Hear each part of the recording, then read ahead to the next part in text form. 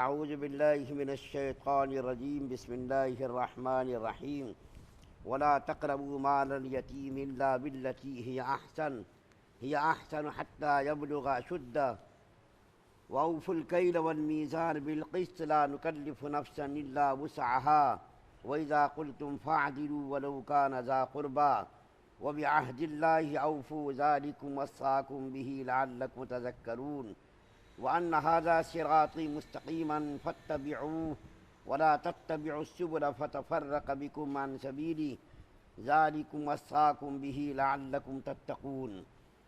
آپ کے سامنے کئی دنوں سے سورہ انعام کی 152 153 154 نمبر میں جو 10 چیزیں حرام کی گئی ہیں اس کا تذکرہ ہو رہا ہے۔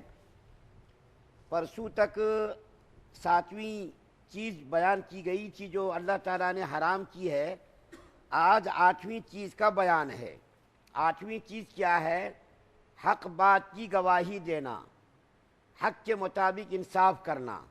اس کا مطلب کیا ہے؟ مفسرین نے لکھا ہے کہ اس کے اندر کوئی خاص بات اللہ تعالیٰ نے مخصوص کر کے بیان نہیں کی ہے کہ اس کا مطلب یہی ہے، بلکہ جمہور مفسرین کہتے ہیں اس کے اندر ہر وہ بات شامل ہے، حق کے مطابق فیصلہ کرنا، حق بات کہنا، اسی طریقے سے حق کی گواہی دینا، حق کی شہادت دینا، یہ تمام چیزیں اس آیت کریمہ کے اندر، اس بات کے اندر شامل ہے، حق بات کہنے کے اندر۔ تو اللہ تعالیٰ فرما رہے ہیں کہ حق بات کہو چاہے کس کو کتنی ہی بری لگے۔ اللہ کے رسول صلی اللہ علیہ وسلم نے فرمایا الحق مرن، حق بات کہو چاہے کڑوی ہی کیوں نہ لگے۔ اور اللہ کے رسول صلی اللہ علیہ وسلم نے حضرت ابو ذر غفاری رضی اللہ تعالیٰ عنہ سے خطاب کر کے کہا اے ابو ذر، حق بات کہو چاہے لوگوں کو کتنی ہی کڑوی کیوں نہ لگے۔ تو اللہ کے رسول صلی اللہ علیہ وسلم نے بھی اس کی تعلیم دی، اور اللہ تعالیٰ نے قرآن کے اندر بے شمار مقامات پر اس کے بارے میں تاکید کی ہے کہ حق بات کی گواہی دو، حق بات کہو، غلط مت بات کہو۔ اگر کوئی عدالت کا جج ہے تو انصاف کے مطابق فیصلہ کرے، کوئی قاضی ہے تو انصاف کے مطابق فیصلہ کرے، اور اگر کسی کو شہادت کے لیے، گواہی کے لیے بلایا گیا تو حق کے مطابق وہ گواہی دے۔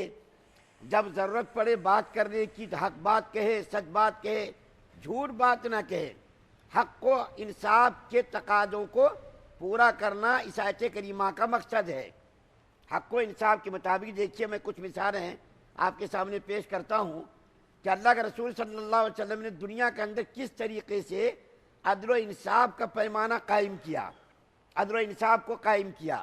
ایک مرتبہ مدینے کے اندر ایک عورت سے چوری کا ارتکاب ہو گیا، ایک عورت سے چوری کا ارتکاب ہو گیا، اور وہ بڑے خاندان کی تھی، شریف خاندان کی تھی۔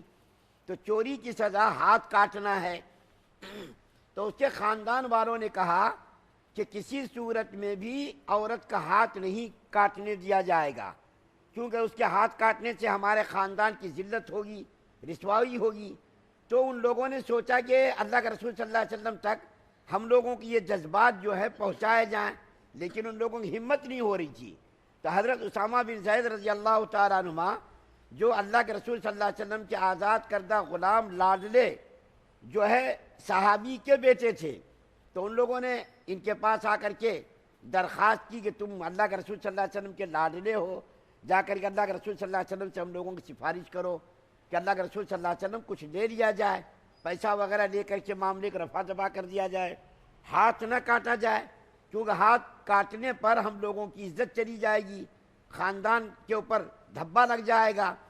تو حضرت اسامہ بن زید رضی اللہ تعالیٰ عنہ چھوٹی عمر کے تھے، ذرا وہ آگے پیچھے کچھ بھی نہیں سمجھ سکے، آئے اور اللہ کے رسول صلی اللہ علیہ وسلم کے سامنے ان لوگوں کی سفارش کر دی۔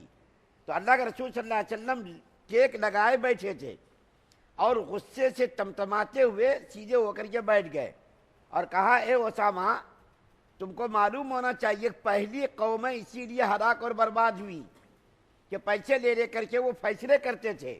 ان کے جو علماء تھے، ان کے جو علماء علم والے تھے، وہ لوگ پیسے لے کر کے فیصلے کرتے تھے۔ بڑوں کا فیصلہ الگ ہوتا تھا، غریبوں کا فیصلہ الگ ہوتا تھا۔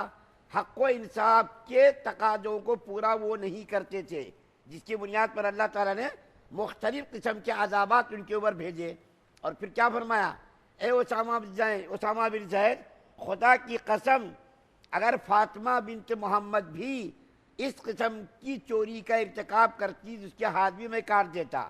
حالانکہ دیکھیے اللہ کے رسول صلی اللہ علیہ وسلم کی 4 بیٹیاں تھیں، چاروں بیٹی میں سے حضرت زینب کا نام لے سکتے تھے، حضرت رقیہ کا نام لے سکتے تھے، حضرت کلثوم رضی اللہ تعالی عنہا کا نام لے سکتے تھے، لیکن فاطمہ کا نام کیوں لیا؟ اس لیے لیا کہ سب سے زیادہ چہیتی بیٹی تھی، نور نظر، لختے جگر، آنکھوں کی ٹھنڈک تھی۔ اللہ کے رسول صلی اللہ علیہ وسلم سے ان کو محبت تھی، ان کو اللہ کے رسول صلی اللہ علیہ وسلم سے محبت تھی۔ یہ تو اللہ کے رسول صلی اللہ علیہ وسلم کا عدل و انصاف ہوا۔ اس کے بعد حضرت عمر فاروق رضی اللہ تعالیٰ عنہ کا دور خلافت تو عدل و انصاف سے بھرا ہوا ہے، بے شمار واقعات ہیں۔ ایک مثال دیتا ہوں، صرف ذرا اشارہ کر کے بات کو مکمل کرتا ہوں۔ حضرت عمرو بن عاص رضی اللہ تعالیٰ عنہ نے مصر کو فتح کیا، فتح کرنے کے بعد وہیں کے گورنر بنا دیے گئے۔ ایک مرتبہ گھوڑ دوڑ ہو رہی تھی، مصر کے اندر گھوڑ دوڑ ہو رہی تھی، تو اس گھوڑ دوڑ کے اندر حضرت عمرو بن عاص رضی اللہ تعالیٰ عنہ فاتح مصر، ان کا بیٹا بھی اس کے اندر شریک تھا، ایک عیسائی نوجوان بھی اس کے اندر شریک تھا۔ اتفاق سے عیسائی نوجوان کا گھوڑا آگے نکل گیا تو حضرت عمرو بن عاص رضی اللہ تعالیٰ عنہ کے بیٹے نے اس کی پیٹھ پر کوڑے سے مارا۔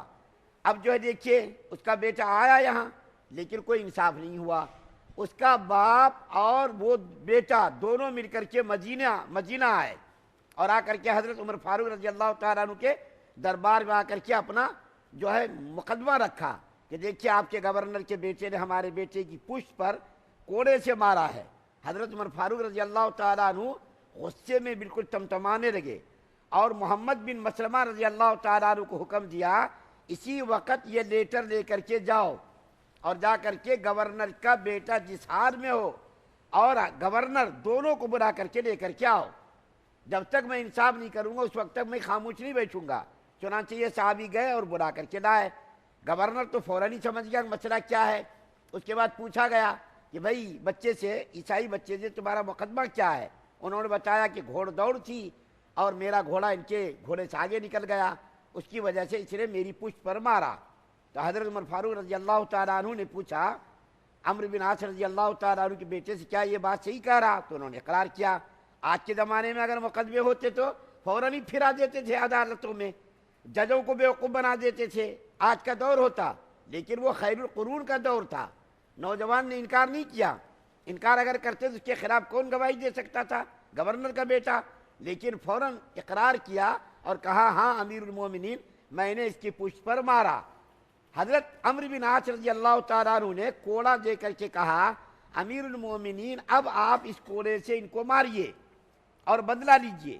حضرت عمر فاروق رضی اللہ تعالیٰ عنہ نے فرمایا یہ کوڑا اسی وقت چلنا چاہیے تھا، یعنی مصر کے اندر ہی چلنا چاہیے تھا اور وہیں انصاف ہونا چاہیے تھا۔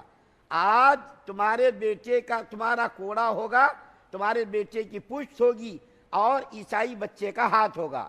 اور کوڑا دے کر کے کہا جتنا کوڑا اس نے تمہاری پشت پر مارے اتنے کوڑے مار کر کے تم بدلا لے۔ چنانچہ اس عیسائی کے بیٹے کا ہاتھ میں کوڑا دیا گیا اور اس کوڑے سے عیسائی بچے نے مارا اور مار کر کے باپ بیٹے دونوں نے اسی وقت اسلام قبول کر لیا اور کہا کہ ہم لوگوں نے آسمانی کتابوں میں پڑھا تھا کہ ایسے ایسے لوگ بھی آنے والے ہیں اور اس کو میں نے اپنی آنکھوں سے دیکھ لیا کہ اسلام مذہب جو سچا مذہب ہے اس کے اندر کسی قسم کی کوئی غلطی، کوئی جھوٹا ہونے کا شائبہ نہیں ہے، اور اسی وقت دونوں مسلمان ہو گئے۔